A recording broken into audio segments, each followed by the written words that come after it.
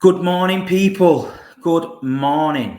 It is the day after the night before. Manchester City 6, RB Leipzig 3. An absolute fantastic game of football last night at the Etihad. Unbelievable. The game had everything. You know what I mean? It had everything. Where to start? Suppose we've got to start with the team selection. Obviously, we got a number of players coming back. Kevin De Bruyne, Foden, Stones was on his way back, but he got injured. So I expected some changes in the side, to be fair. Anyway, Kevin De Bruyne started in midfield with Bernardo and Rodri. So, I was happy with that. We know what they're about. We got the news that Laporte and Stones were both carrying injuries, so that's not ideal. Nathan Ake comes in at the back. I have been a little bit critical of Ake myself. You know what I mean? It is fair to say that when he's in the back four, it doesn't tick well for me. So I was a bit worried about that. I know Red Bull. I keep calling them Red Bull. They are Red Bull. You know what I mean? RB Leipzig's strength is on the counter attack. They've got a lot of pacey players, so I was worried about Ake a little bit last night. Anyway, I mean, what a game! Do you know what I mean? What an absolute fantastic game of football it was. We started really well. You know what I mean? We started really well, dictated the play. The first goal from Ake was a great goal from a corner. You know what I mean? He bullet header. He took it well. Can't fault him. But then the madness started, didn't it? You know what I mean? It's like we've won 6-3, yeah? To score 6 goals at home again, yeah, is unbelievable. Apparently, we haven't got a striker. According to people on the Big Six, like Grizz, we bottled a striker. But look, we're scoring 6s, we're scoring 5s. You trust the manager. I made a video on it. Trust the manager, you know what I mean? He knows what he's got. We have got a lot of options, to be fair, you know what I mean? And we put them away. We put them away. Somebody coming out the ground last night said to me, "What do you think about conceding 3?" And I'm like, I'll concede 3 every week if we score 6. It's not ideal, but are we really going to criticise City for conceding 3? Yeah, we'd love to win 6-0 in the real world we're in. It don't happen, you know what I mean, all the time. Ake at the back does make, for me, he don't make mistakes. His positioning sometimes, he's all over the place. In the back four, I don't think trust him. So he's getting pulled all over the place. And anyway, Diaz kept trying to overcompensate for him, I thought. He kept making sure he was all right when he's got Laporte or Stones with him. Diaz just concentrates on his own game. He doesn't have to worry about Ake. You know what I mean? And I'm not a City player hater. I'm not going to slate at him, but it's just facts. You know what I mean? We don't concede 3 goals, yeah, against Leipzig at home with Emerick Laporte there or Stones. But listen, we got the job done. You know what I mean? Got to talk about Kevin De Bruyne. Kevin De Bruyne coming back in the team is unbelievable for us. I mean, last night he was knocking that ball about like he you know what I mean, like he's not missed any games. He was just straight back in, pinging it left, pinging it right, driving with it. You know what I mean? He looked absolutely fantastic last night. You could tell he was tired. Pep did the right thing in bringing him off, but you could tell, that we're going to need him. You know what I mean? He's our man in it. You know what I mean? It's hard to look at anyone else, you know what I mean? He makes us tick. We're a different animal with him in. I think he's just quality, absolute quality. Another change they made at left back was Zinchenko. Steady game. No couple of goals came down that side. But Zinchenko steady away, you know what I mean? I think he linked up well with Grealish down that side. Didn't do anything wrong. Good to get him back on the pitch. I know he's just had a young baby and that, so he's probably had a few sleepless nights. So big up Zinchenko and Mrs. Zinchenko and baby Zinchenko. But yeah, he did well. Obviously, Ake was the change. I spoke about it. He took his goal well. You know what I mean? He didn't do anything particularly wrong. I just think that the whole back four is a little bit on pins with him. Rodri seems to be growing every week. I think Pep's nailed the colours to the mast with him. I think he's decided that Rodri's the man in the middle to anchor us.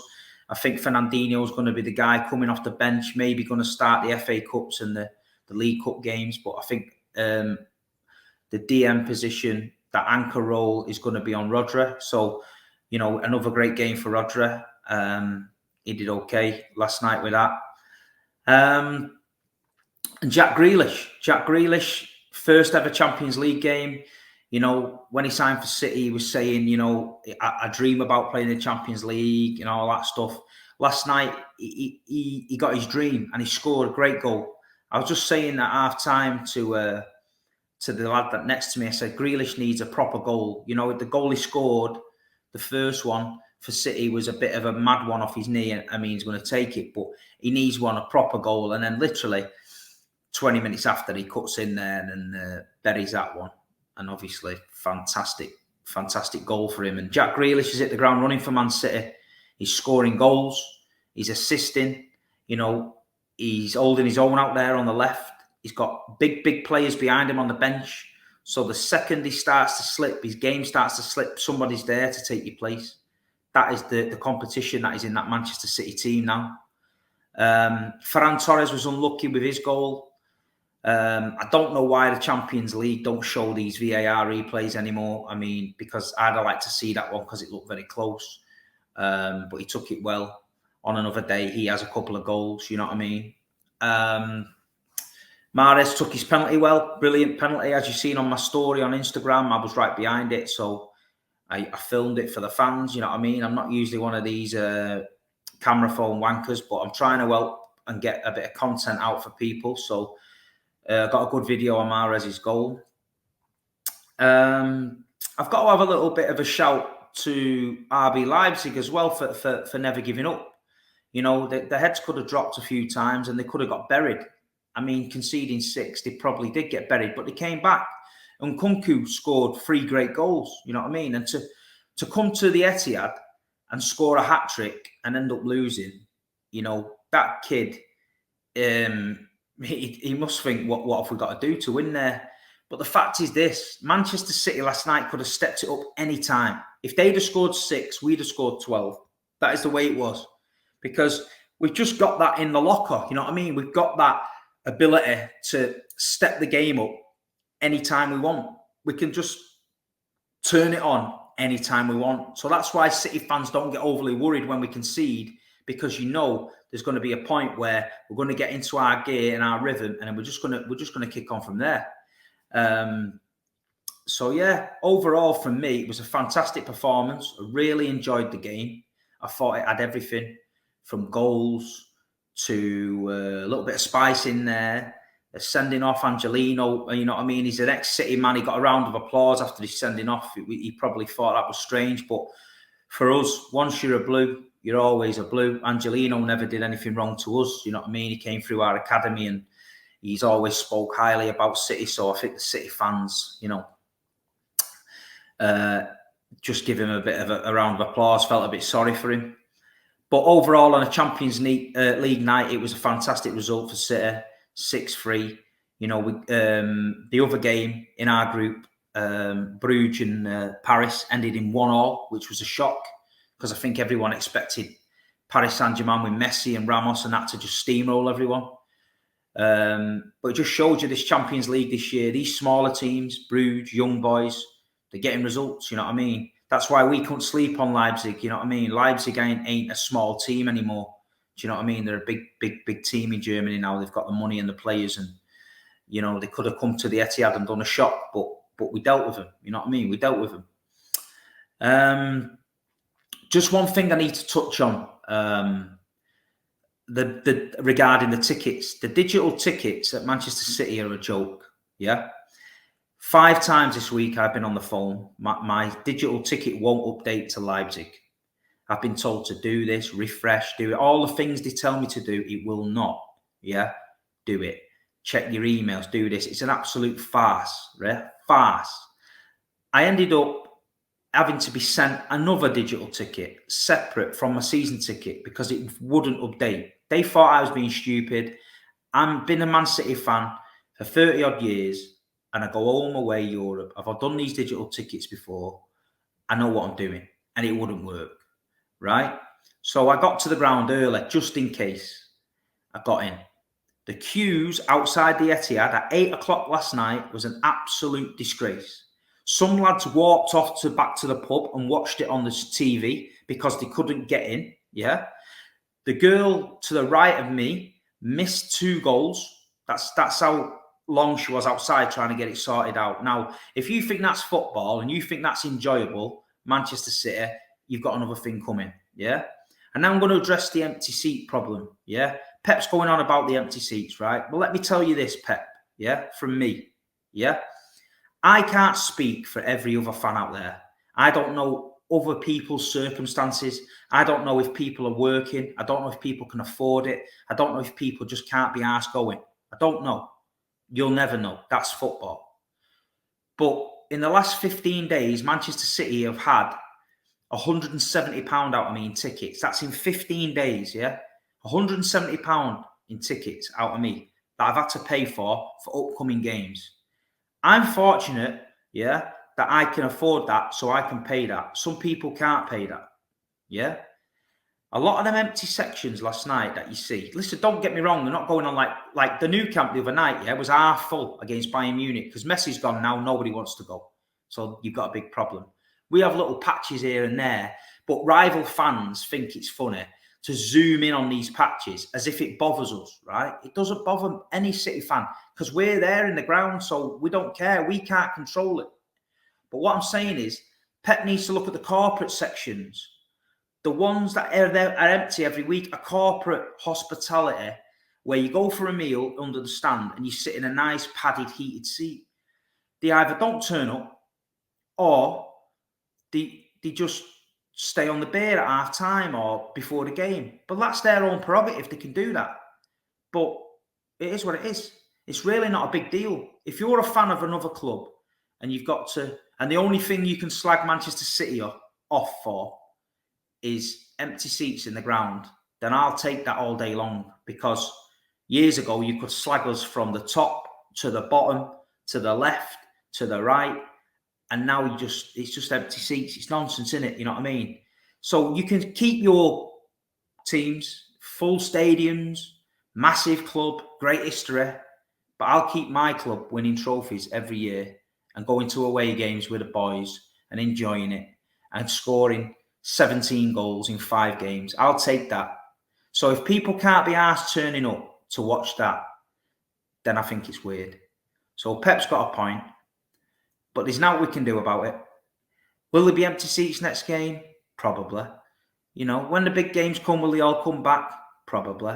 But that's football fans. It's fickle. They're picking and choosing what they want to go and see because they know Manchester City win most of the time now. That is the way it is now. That is what happens. Do we have 50,000 tourists that can pump up the gate? No, because we're a local club. You know what I mean? We're not a tourist club. You get these Arabs coming along now, but soon as Manchester City go through a transitional period where we're probably not going to win anything for a couple of years because we need to rebuild, them fans will go. So don't worry about them. You know what I mean? Just worry about your own circumstances and whether you can get to the game. That's down to you.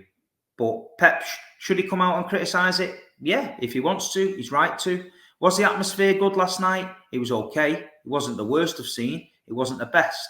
But you know, these Champions League nights have never really been that good. And another massive factor in this, RB Leipzig brought about, no word of a lie, 100 fans. So when you're in a stadium and you're trying to react against away fans, it's hard to do with 100 guys sat there eating hot dogs, isn't it? You know what I mean? That's what it was like last night. It was weird. But when you've got, say, 3,000 or 4,000 Germans bouncing about Dortmund or Bayern Munich and that, you know what I mean? It creates a great atmosphere. So that's my take on it. But, you know, it's just a bit weird, the seat thing. I've said it on the Big Six show. You know, it's like I really haven't got time for it. I've got more time for the ticketing issue. I've seen old people there that can't get in the ground because of these digital phones, and it's wrong, man. It's wrong, you know what I mean? It's taking the joy out of football. There's people worrying, who've been to the match for years, worrying about getting in the ground. They need to address it. If they want a digital ticket, give them one. If they want a paper one, give them one. If they want a card, give them one. End of story. Don't overcomplicate it. Man City, don't overcomplicate it. Think of the supporters, you know what I mean, and sort it out. So yeah, I mean, there's not a lot more for me to say on the game. Obviously, Jesus came on, scored a goal. We just looked impressive. What I want to know from you lot is, can we win it? Can we go and win it? Can we take that step further from last year and win it? I know we know what it's like now. We've got that bit between our teeth. Last year was a big step for us. We got all the way to the final and we fell short. This season, can we do it? Can we do it without a number 9? Can we do it with the squad we've got? Me personally, I think we can. I think we've got a great chance. I think he's just got to keep doing what he's doing, rotating the team well, and not be as stubborn, because we know he's stubborn. And I think if he lets things flow, I think, we've got a good chance. But anyway, people, that was my little match reaction on Leipzig. I'm happy as a pig in shit. Manchester City are back on form. 3 points in the Champions League. Looking forward to Southampton at weekend.